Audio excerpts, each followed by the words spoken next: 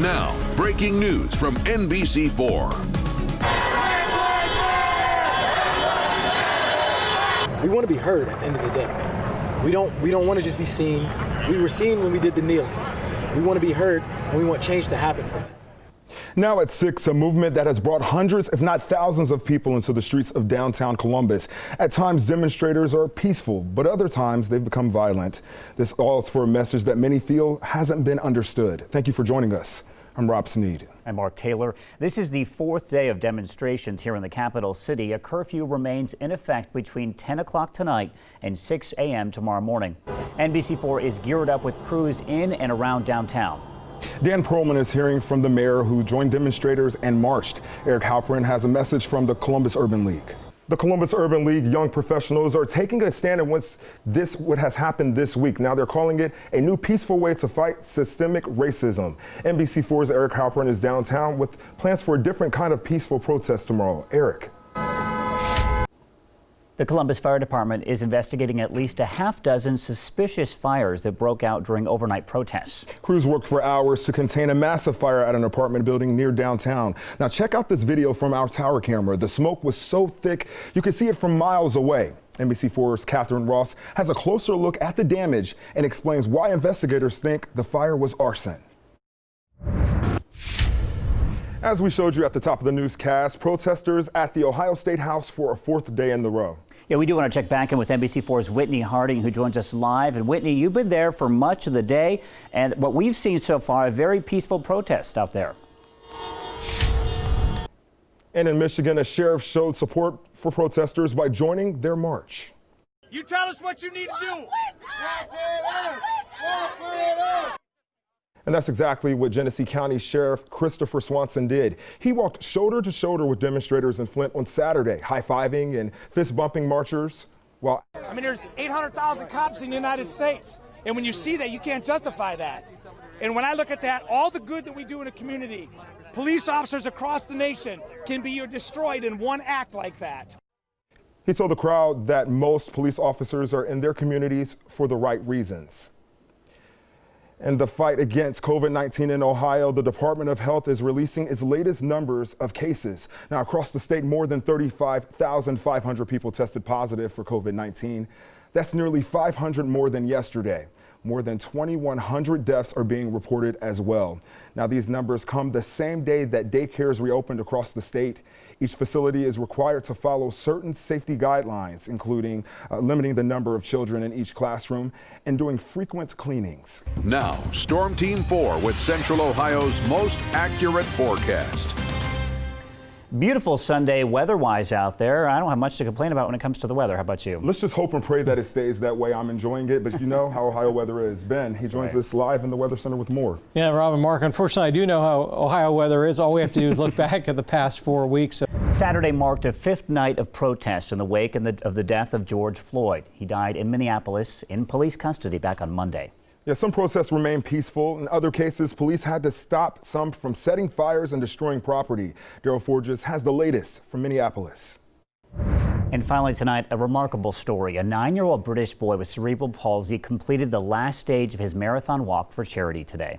Tobias Weller, who has autism and uses a walker, completed the 26 miles. Now, he did this during his country's lockdown, and it took him 70 days. He crossed the finish line outside of his home in England to cheers from loved ones and supporters.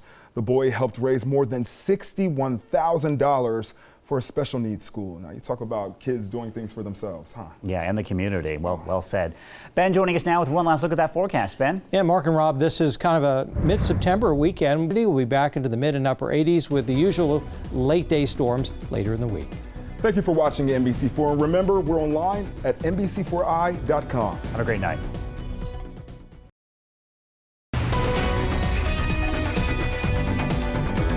From the station that is local for you, NBC4 at 11 starts now.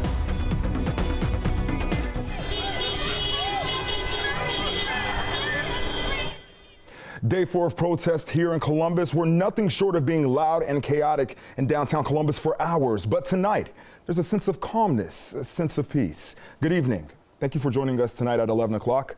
I'm Rob Sneed. I'm Mark Taylor. Curfew started about an hour ago in downtown Columbus, and people appear to be heeding to that call. NBC4's Eric Halpern has been following the demonstrations throughout the day and into the evening tonight. He joins us now live from downtown. Eric? Eric Halpern, NBC4.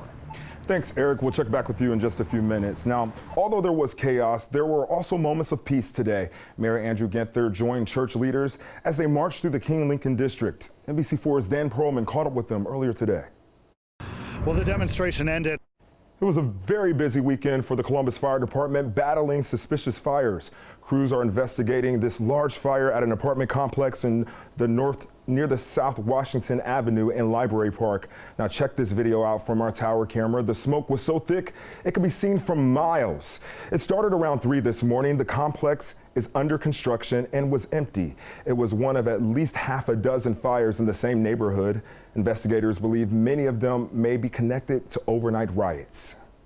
The people that are out here with the intentions of getting their message heard to protest, they have every right to do that. We don't want them getting hurt. People that are out to do physical harm to people or our equipment or buildings, we have less patience for that. Saturday night, fire crews say protesters hit their vehicles with cinder blocks while responding to calls. Again, as we mentioned, we will check back with our crews in a few minutes. You can also keep an eye on updates through our website and our live stream. Check out NBC4i.com and our Facebook right now. In the fight against COVID-19 in Ohio, the Department of Health released the latest numbers of cases. Now, across the state, more than 35,500 tested positive for COVID-19. That's nearly 500 more than yesterday. More than 2,100 people have died from the virus. The numbers came the same day that daycare workers reopen across the state. Each facility is required to follow certain safety guidelines, including limiting the number of children in each classroom and doing frequent cleanings. And terrifying moments during a demonstration in Minneapolis today. A semi-truck drove through a crowd of protesters on a highway. No injuries or deaths reported, but we want to warn you, this video may be terrifying for some to see. Cell phone video shows protesters quickly running toward the edge of the bridge as this truck just barrels right through this crowd of people. Now, once it came to a stop, several people could be seen swarming the truck and some even getting on top of it. Now, we're told the driver was taken to the hospital for injuries and then taken to jail. It's unclear if this was intentional. The chief of the Camden Police Department marched with protesters in New Jersey this weekend. The chief walked alongside protesters to help hold up a banner that said "Standing in Solidarity." Other officers also joined in this march. Now, Storm Team 4 with Central Ohio's most accurate forecast. Time now to talk about that weather forecast. Our Sunday had plenty of sun out there, right? I would agree. I'm just hoping that it stays that way. I'm keeping my fingers crossed, but you already know how Ohio weather is. Ben, please tell us, is it going to stay? If May is any indication, and we're going to talk about that. Thousands gathering in London today to support American demonstrators protesting the death of George Floyd. Yeah, protesters ignored government rules banning crowds because of the pandemic. NBC's Molly Hunter is in the middle of that march, and she has that report.